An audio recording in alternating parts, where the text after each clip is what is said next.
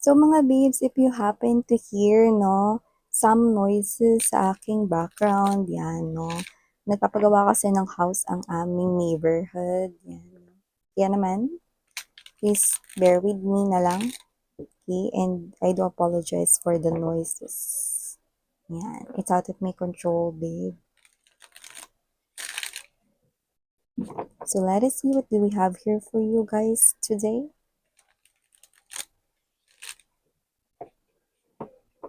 Parang may mga pagbabago tayo dito nakikita, pero para ito sa improvement, progreso, yan no. So, maaaring may situations dito na nag improve nagkakaroon ng positive progress, yan. Yeah, I'm hearing that song. You know that song? Sino hindi nakakaalam nun, di ba? Yung, sorry, pwede ba? Yan, no? Sorry, pwede ba? Di ba? Yan. Yun yung lyrics na may ano, di ba? Wag sanang magtampo. Yan, no? Matitiis mo ba ako? Oh, baby. Yan. Diba? So, maaaring may gustong mag-sorry sa'yo rito. Sorry, pwede ba daw? Yan, no? Siyempre kayo makakasagot niyan. Alam nga namang ako. Hindi naman ako yung ka-in relationship niyan. Kayo, diba? Or ka-connect, no? Or ka-deal, kundi kayo. Yan, no? So, tatanggapin mo ba ang kanyang sorry? Pwede ba daw? Yan.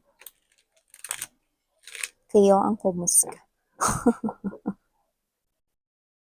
Let us see. Archangel Michael, thank you so much, together with the angels and guides.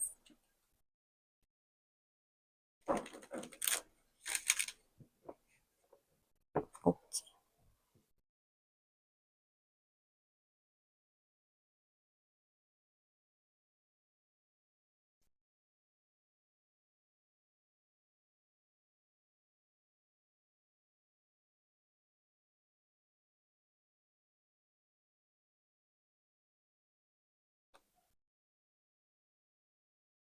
Oh, okay.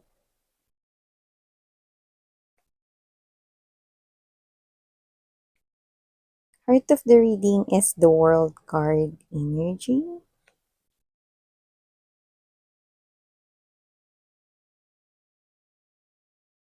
Okay, tagumpay.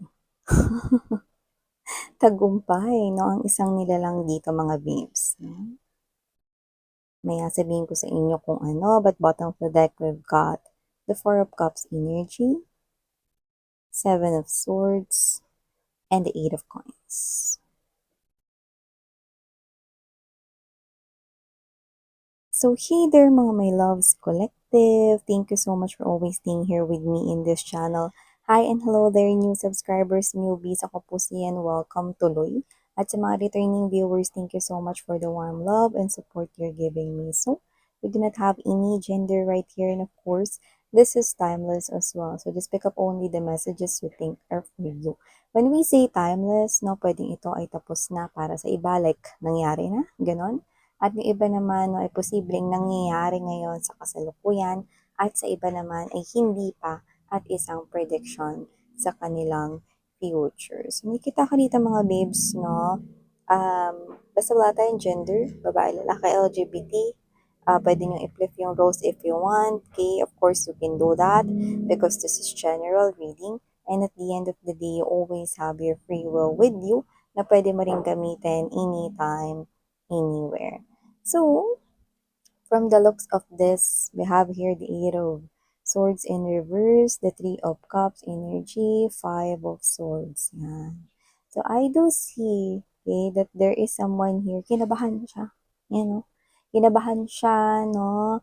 Nagpawis siya rito ng butil-butil. Ni nervyos, no? Kinabahan. Bakit naman miss yan? Heart of the reading is the World card energy. Because this person thought na baka ending na ito ng inyong connection. Baka magtapos na ang inyong connection. Baka mag-break na kayo, ganun, no?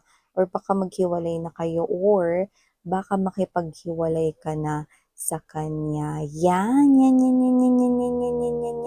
Ang pinagmumulan ng kanya ritong nervyos, no? So, this person right here, na nakahinga na siya rito ng maluwag, kasi nakita ko rito na hindi natuloy, okay? At mali ang kanyang naging hinala, no?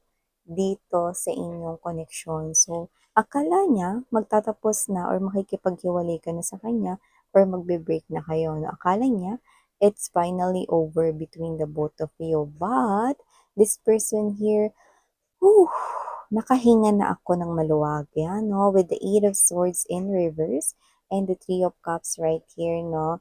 Tagumpay yung pakikipagbati niya rito sa inyo, no? This person here is someone na very, very, very, tatlo yun, no? Very, very, very, ibig sabihin strong, no? Yung energy na sobrang nagpapasalamat siya rito sa mga deities, sa mga angels and guides, kay God, kay universe, no? Na hindi nag-ending itong inyong connection na tagumpay with the Knight of Swords energy, and there's this Six of Swords. This person here is now rushing to save this relationship, at nakikita kong nagtagumpay siya doon. Bakit ba nangyari dyan, Miss Yan, no? If this is your reading, nakita ko rito, no? Yan one, if you are in a new connection with this person here, like bago pa lang ito, pwedeng getting to know pa lang kayo, pero mutual na yung feelings, or MU na kayo, pero hindi pa kayo officially kayo. Okay, posibleng meron ditong nangyaring argumento, no, na inisip nitong person na to na posibleng hindi na kayo rito makipag-connect ulit sa kanya, baka hindi na kayo ulit mag-chat, mag-text, tumawag mo, or hindi nyo na siya ulit kibuin pagtapos nito. So, may situation ganong nangyari. Kung kayo naman ay ka-in relationship nito, like boyfriend, girlfriend, husband, or wife nyo na siya, this person here, no, inisip niya talaga at iniisip niya ngayon, no, na posible makipaghiwalay ka na sa kanya rito anytime soon. Okay, actually, kinakabahan siya rito, no, every time na may magno-notify sa kanyang phone, sa kanya rito, no, na telephone, no, or kung ano man yung means of communication, na kinakabahan siya rito, no, pag galing yun sa'yo, no, kasi maaring ang fear niya is sabihin mo na, ayoko na, may kipag-break na ako sa'yo, it's finally over, we're done, mga ganyan, no, yun yung fear niya, no, na manggagaling sa'yo dito. Pero hindi ganun yung nangyari. Why is that, Miss Yan? Because you have this strong feelings and emotions. Four of Swords energy, Two of Cups, and very strong Six of Cups energy. No? You are already having this shared and on the same page kayo ng spiritual connection ng taong ito. Meaning to say, you are both, bago man yan or hindi, no, nakakonect, bagong kakonect man yan or matagal mo nang kakonect, parehas kayo rito ng flow ng energy, at ito ay ang tinatawag na love energy. So, ibig sabihin, you are on the same page with this person and you look at each other here eye to eye. So, kaya ganito yung nangyayari rito. Parang meron na rin kasi kayo rito mga pinagtalunan before. Pero I think itong last ninyo or huli ninyong pinagtalunan is yung parang pinakamatindi or parang pinaka naging issue sa inyong dalawa. So, kung ano man yan, this is a general reading. You're dealing with different specific situations. Kaya naman, just take only what resonates, no? Pero itong huli ninyong pinagawayan yung talagang sumubok ng inyong relasyon or ng inyong connection. Kaya itong person na to, no, kinakabahan dito kasi posibleng ilang araw mo na siya rito hindi kinikibo, hindi pinapansin, wala kang reply sa kanya rito mga chat messages or text messages, at hindi ka rin rito nag-call back sa kanyang mga missed calls sa'yo. No? So this person here could be thinking that the next thing you will do is to send that message or to call him or her and sasabihin mo sa kanya that you're finally done with him or her. So, yun yung pinaka-kinatatakutan niya ngayon. So, this person here is rushing in to save the relationship. This person here is searching where you are at pupuntahan ka niya right on the spot. Even though you are at work, he or she do not care about it. Okay? As long as magawa niya dito yung action na i-save yung relationship. So, whoever, kung sino man yung kasama mo, mga katrabaho mo, mga kaibigan mo, or even your family, this person here is rushing to where you are, okay, to talk to you and to save the relationship, no, and to fix the misunderstanding, no, and to say sorry, no. This person here is very apologetic, no. Sobra siya rito na humihingi ng tawad, no, sa kanya ritong nagawa. Kasi meron siya rito na pagtapos ninyo ritong magkaayos, meron siyang Four of Cups energy, Seven of Swords, and the Eight of Coins energy na parang kung ano yung pinag-awayan ninyong huli, parang siya yung nagsimula nun, siya yung naglit ng fire, no, ng argument na yon, or siya yung nagsimula, or pwedeng siya yung pinagmulan ng issue between the both of you, no, or siya yung may kasalanan, in short, no. And now, this person here will not waste that chance, no, na nagkaayos kayo ulit, no. Kaya this person here will protect that chance na hindi ito ma-ruined again. And this person here will do everything, no, to protect that and to work on your relationship right now. Mas pagbubutihin niya pa rito na alagaan ang inyong connection right now, and whatever that fault or mistake or even understanding, misunderstanding I mean, no, na nangyari sa inyo, no, is never na mare-repeat or mauulit-ulit, like never. So, this person here is parang nakahinga siya rito ng maluwag, nabunutan siya rito ng gahiganting tinik. Kasi kinabahan talaga siya na akala niya rito, no, parehas kayo rito na maghihiwalay na. Yan. Kumbaga parang akala niya wala na siyang magagawa sa situation na 'to, 'no. Pero I think this is you, 'no, your love for this person here is very strong. Wala akong nakita na specific na pinag-awayan ninyo, pero mekos-mekos na 'yan, halo-halo na 'yan mga babes, 'no. Depende sa pinagdaanan ninyong situation with this person. But I'm seeing that this person here magtatagumpay siya to heal this connection with the Four of Swords energy, Knight of Swords, and Two of Cups, because both of you are feeling this very strong and very intense connection here. Normal talaga sa mga magjowa. Magjowa talaga yung word, no? Normal talaga sa mga magkasintahan, yan, no? Magkasintahan, boyfriend, girlfriend, and even sa mga married couple, okay? Asawa ninyo, no? Husband, wife ninyo, no? Na magkaroon ng misunderstanding sometimes at magkaroon ng argumento, okay? It's not always sunny days, no, in a relationship. But here, I do see na mamamayani rito, no, yung understanding, pangunawa, at patience, no. So, despite of whatever it is na naging cause ng argument, Five of Swords energy, Seven of Wands, no, parang siya to na he or she will tell you how sorry he or she, no, nung araw na yun, kasi parang hindi niya napigilan nung araw na yun na magalit, okay, posibleng sigawan ka niya, nabulyawan ka niyan, or even nakapagsalita siya ng hindi magandang salita na nakasakit ng damdamin mo. With the King of Swords energy, no, this person here realizes na parang sumobra siya ng araw na yan. And he or she will ask for your forgiveness, no, because of that. Okay? Nakita ko dito na magkakaayos pa rin kayong dalawa. This relationship is very far from ending, no? So, hindi ko nakikita nag-end ito, no? And yeah, okay, you are both mature right here, especially you.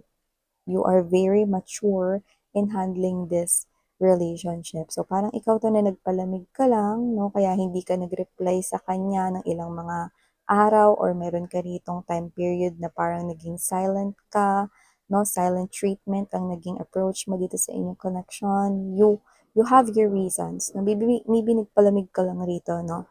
Ng situation for the both of you guys. But I do see, no, that this is the type of connection here na ayaw mo rin na mawala, no? You do not want to lose this connection here because you love that person, okay?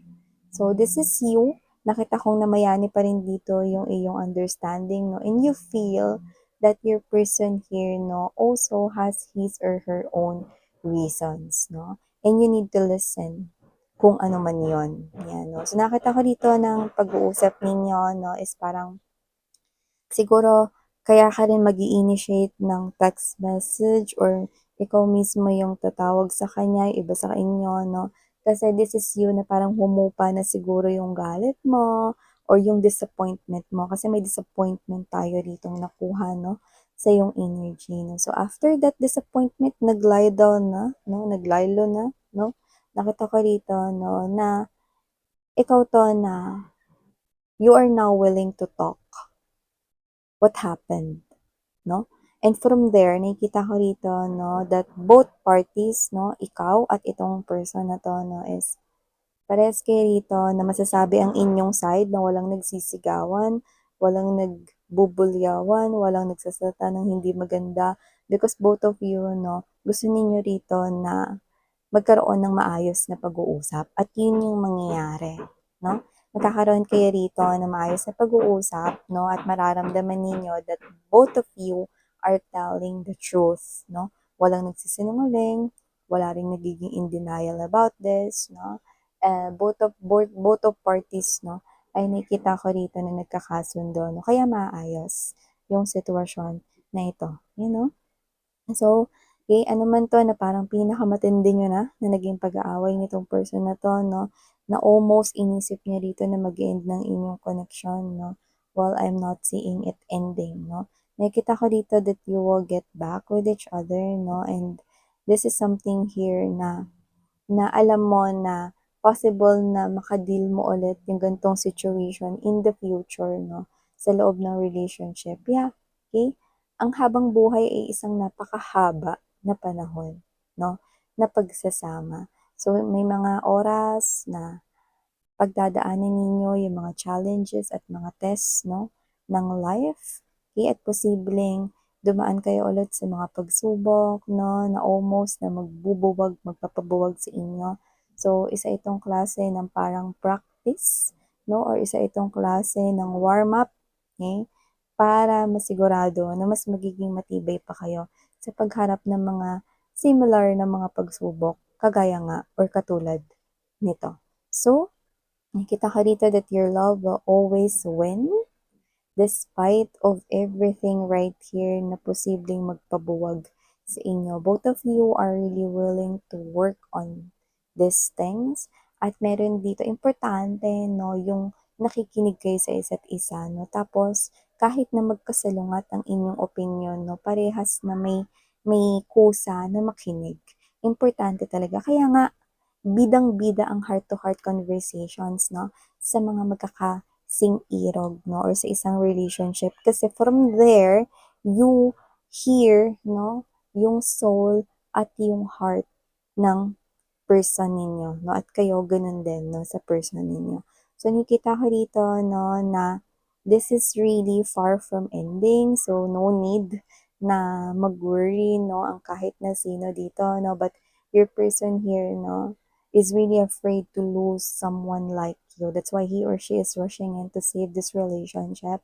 At nakikita ko dito na makakahinga na siya dito ng maluwag because this is that type of connection, no, na kinabahan siya. Akala niya kasi, no, mag-e-end na ang inyong connection, no. Look at that, okay? Kung gaano kalaki yung fear niya na mawala ka, no, ibig sabihin gano'n kalaki 'no, yung pagmamahal niya or higit pa 'no, para sa'yo. Wow, see? Sometimes 'no, nagkakainitan 'no, minsan yung asaran is nauuwi sa awayan. Yung unan mga babes 'no, nahampasan ng unan 'no, 'pag may napikon 'di ba? Yung isusunod na ihahampas 'no, is yung ano na pala 'no, matigas-tigas na 'no, yung ano na, yung foam na nung kama ang laki 'no. So may mga times na gano'n 'no, pero I do not see that you two 'no, ay mag-e-end up na magiging separated sa isa't isa, like, no, I'm not seeing that if this reading is yours. Okay? So, it's just a bend, babe, no? And this too shall pass. Kaya naman, everything right here is magiging maayos din. Yan. So, muli ako po siya ng inyong psychic medium, Sarah Ngayon, Love and Light. Annyeong!